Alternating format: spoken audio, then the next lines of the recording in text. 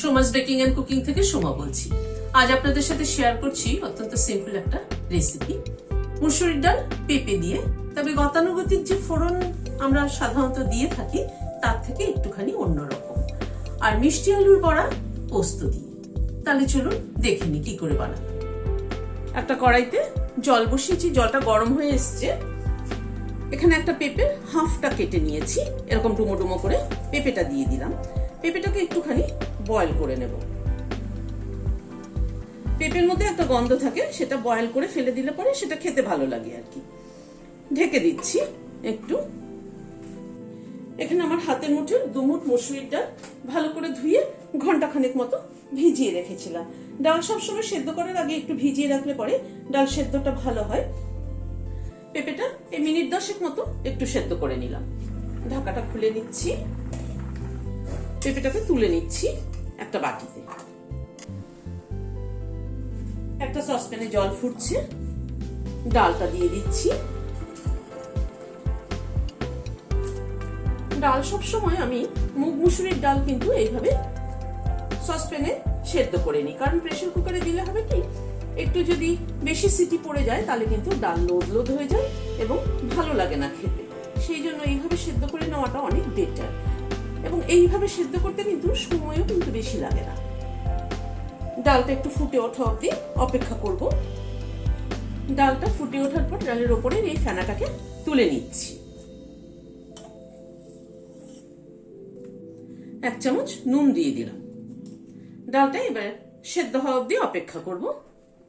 ডালটা প্রায় মিনিট 10 মতো সেদ্ধ হলো।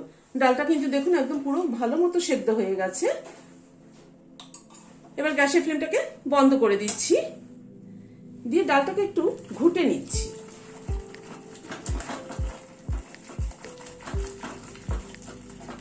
এই ডালটা কিন্তু একটু পাতলাই ভালো লাগে, সেই জন্য একটুখানি ঘুটে নিচ্ছি যাতে একদম প্লেন হয়ে যায়। গ্যাসে একটা কড়াই বসালাম, সরষের তেল দিচ্ছি। তেলটা গরম হওয়ার পরে গ্যাসের ফ্লেমটাকে কমিয়ে দিলাম। একটা শুকনো লঙ্কা ফোড়নে দিলাম, 1/2 চামচ মেথি দিলাম। গ্যাসের ফ্লেমটাকে কমিয়ে ফোড়নটাকে একটু ক্র্যাক করিয়ে নেব।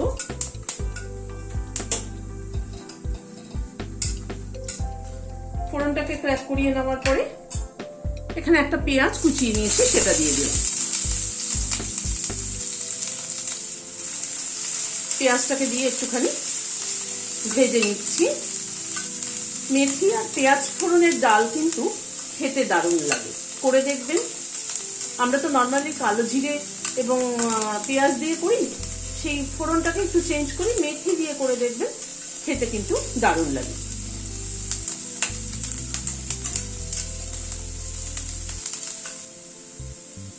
দুটো কাঁচা লঙ্কা মাথাটা চিড়ে দিয়ে দিলাম। কাঁচা লঙ্কাটাও পেঁয়াজের সাথে একটুখানি ভেজে নিচ্ছি।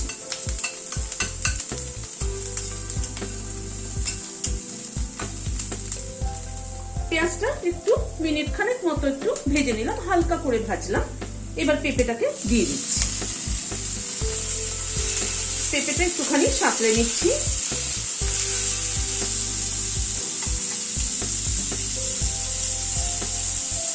পেঁপের মধ্যে একটু নুন দিয়ে দিলাম, কারণ ডালে আমি নুন দিয়েছি, পেঁপে সেদ্ধর সময় কিন্তু নুন দেইনি। অল্প একটু হলুদ দিয়ে দিলাম। নুন হলুদ দিয়ে পেঁপেটাকে একটু সাঁতলে নেব।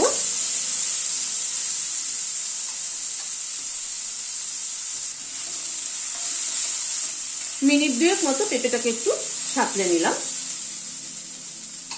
একটা টমেটো কুচি করে নিয়েছি, সেটা দিয়ে দিলাম।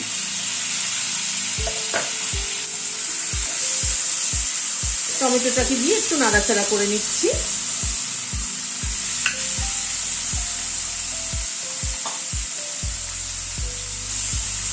টমেটোটাকে দিয়ে মিনিট 2 একটু নাড়াচাড়া করে নিলাম।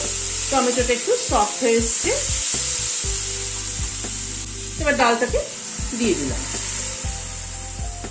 ডালের বাটিটাকে ধুয়ে একটু জল অ্যাড করে দিচ্ছি। গরম জল দিয়ে দিলাম।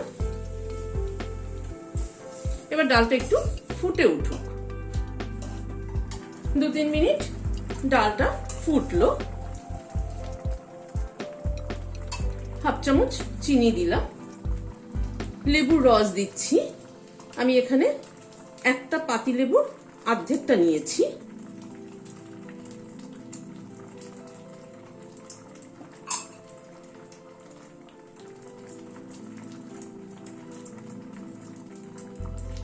দুটো কাঁচা লঙ্কা মাথাটা চিড়ে দিয়ে দিলাম, দিয়ে গ্যাসের ফ্লেমটাকে বন্ধ করে দিলাম। ঢেকে দিচ্ছি স্ট্যান্ডিং টাইম 5 মিনিট। এখানে দুটো মিষ্টি আলু সেদ্ধ করে নিয়েছি, খোসাটাকে ছাড়িয়ে নিচ্ছি।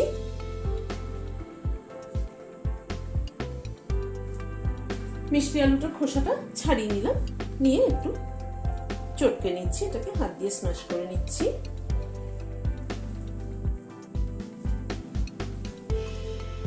মিষ্টি আলুটাকে ভালো করে স্ম্যাশ করে নিলাম। এখানে একটা পেঁয়াজ কুচি করে নিয়েছি, সেটা দিয়ে দিলাম। অল্প একটু ধনেপাতা ছিল, আজকে ধনেপাতা ছিল না আমার কাছে, অল্প একটু ধনেপাতা কুচি দিলাম। এখানে দুটো কাঁচা লঙ্কা কুচি করে দিয়ে দিলাম। হাফ চামচ রোস্টেড জিরের গুঁড়ো দিলাম। আমচুর পাউডার দিলাম 1 চামচ। নুন দিলাম হাফ চামচ। অল্প একটু চিনি দিলাম। চালের গুঁড়ো দিচ্ছি এখানে 1 চামচ, 2 চামচ। এবার বাটিটাকে একটু সরিয়ে নিচ্ছি। এখানে 1 চামচ পোস্ত রোস্ট করে নিয়েছি, শুকনো তাওয়াতে একটুখানি টেলে নিয়েছি। পোস্তটাকে একটুখানি ক্রাশ করে নেব। এখানে একটা হামালদিস্তা নিলাম, তাতে পোস্তটা দিয়ে দিলাম, দিয়ে একটুখানি হাফ ক্রাশ করে নেব।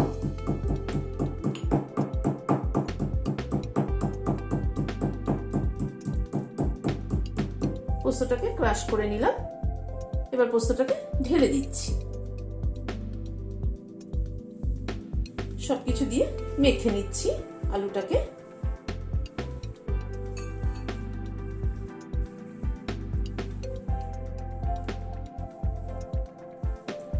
ভালো করে মেখে নিলাম। মেখে নেওয়ার পরে ভালো করে এখান থেকে খানিকটা করে তুলে নিয়ে এরকম বড়ার শেপ করে নিচ্ছি। এরকম ছোট ছোট সাইজ করে একটু বড়ার শেপ করে নিচ্ছি। আপনারা চাইলে এটাকে একটু বড়ও করে নিতে পারেন, আমি একটু ছোট ছোট করেই করছি। কড়াইতে সরষের তেল বসিয়েছি।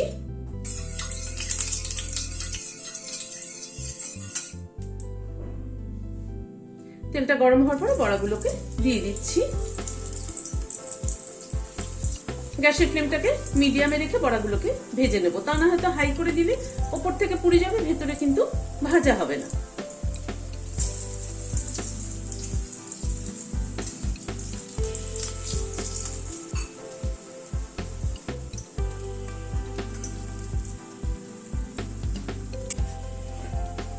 বড়াগুলোকে ভেজে লাল করে ভেজে তুলে নিলাম। এরকম গরম গরম বড়া ভাজা ডাল হলে কিন্তু আর কিন্তু কিছু লাগে না। আবারও দিয়ে দিচ্ছি। আর ভেতরে পোস্ত দানা দেওয়াতে না হয়েছে কি, মানে মুখের বাইটে যখন পড়বে পোস্ত দানাটা খেতে কিন্তু খুব ভালো লাগে। একইভাবে এই বড়াগুলো ভেজে তুলে নিলাম। রেসিপিটি কেমন লাগলো আমাকে কমেন্ট বক্সে জানাবেন। ভালো লাগলে একটা লাইক এবং সাবস্ক্রাইব করার অনুরোধ রইল। আজ তাহলে এখানে শেষ করছি। নমস্কার।